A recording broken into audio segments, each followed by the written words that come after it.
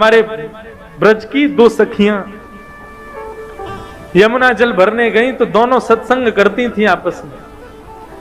दोनों आपस में कहे, बोले भैया हमने कन्हैया की कथा तो बहुत सुनी लेकिन कन्हैया कभी देखे नहीं है।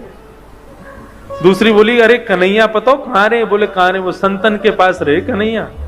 अच्छा, बोले कहां पे? वो संतन के संग झोली रहे ना, वह झोली में बैठो रहे अंदर कन्हैया।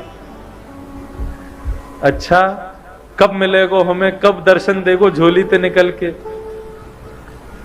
तभी एक संत वहां पर आकर के यमुना किनारे बैठे, उन्होंने अपना झोली कमंडल सब उतार के वहां रख दिया और स्वयं यमुना जी में स्नान करने चले गए।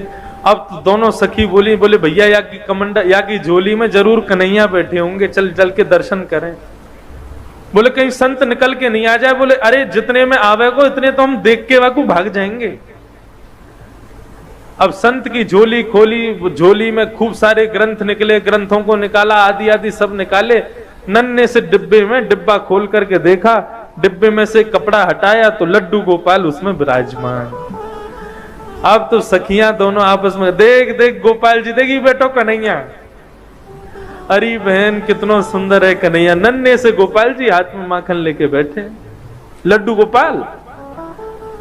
बोले सुन सुन, डिब्बा में बैठे, जल्दी बाहर निकाल। अब जैसे ही बाहर निकाले तो दूसरी सखी बोली, देख कन्हैया डिब्बा में बैठे बैठे उनके हाथ पांव कैसे सिकुड़ गए हैं। अब लड्डू गोपाल के तो हाथ पांव ऐसे ही रहते हैं, लेकिन गोपी का भाव कैसा? बोले देख हाथ पांव डिब्बा में बैठने से सिकुड़ गए इनके। चल मेरे पास मक्खन रखो, इन्हें मक्खन से मालिश करके इनके हाथ पामन को सीधो कर दूं। अब तो मक्खन से जैसे ही मालिश करनी शुरू करी, करते करते करते करते लड्डू गोपाल भगवान खड़े हो गए, पैर भी सीधे हो गए, हाथ भी सीधे हो गए, कन्हैया खड़े हो गए। जैसे ही खड़े हुए इतने में संत आए, और संत जैसे ही आए तुरंत कन्हैया को रख करके डिब्बे में भागी वहां से। संत ने आकर के देखा तो लड्डू गोपाल, जो कि लड्डू गोपाल के रूप में थे, वो खड़े हो गए हैं। संत ने तो कहा कि अब उन सखी रुकती तो उनको प्रणाम करता, वो तो चली गई। प्रभु आज आपने बड़ी कृपा करी, आपने ऐसा चमत्कार दिखाया, आज ऐसे स्वरूप में दर्शन दिए। साष्टांग दंडवत करके जैसे ही चरण स्पर्श किए, संत का स्पर्श करते ही लड्डू गोपाल फिर से लड्डू गोपाल बन गए। संत के नेत्रों से आंसू बहने लगे, 2-4 घंटे रोता ही रहा। बोले प्रभु उन सखियों को यह तक नहीं पता कि आपके भोग के लिए मंत्र क्या बोलना चाहिए, आपका स्पर्श कैसे करना चाहिए, आपका भोग कैसे लगाना चाहिए। ऐसी अबोध उन सखियों के भाव से आप सीधे हो गए, और मैं जिसने आपकी प्राप्ति के लिए घर छोड़ा, परिवार छोड़ा, सब कुछ छोड़ के सन्यासी बना, मेरे स्पर्श करते आप फिर से लड्डू गोपाल बन गए। क्यों? आपको मैं प्रिय नहीं हूं?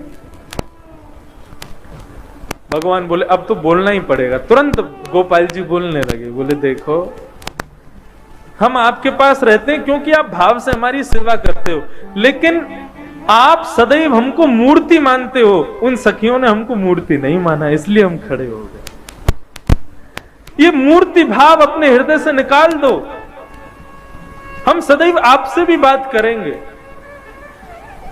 भागवत में आदि ग्रंथों में कितनी जगह कहा गया है कि अपने घर में अविराजित अपने लड्डू गोपाल को कभी मूर्ति नहीं समझना चाहिए। वो साक्षात ठाकुर जी, साक्षात कन्हैया।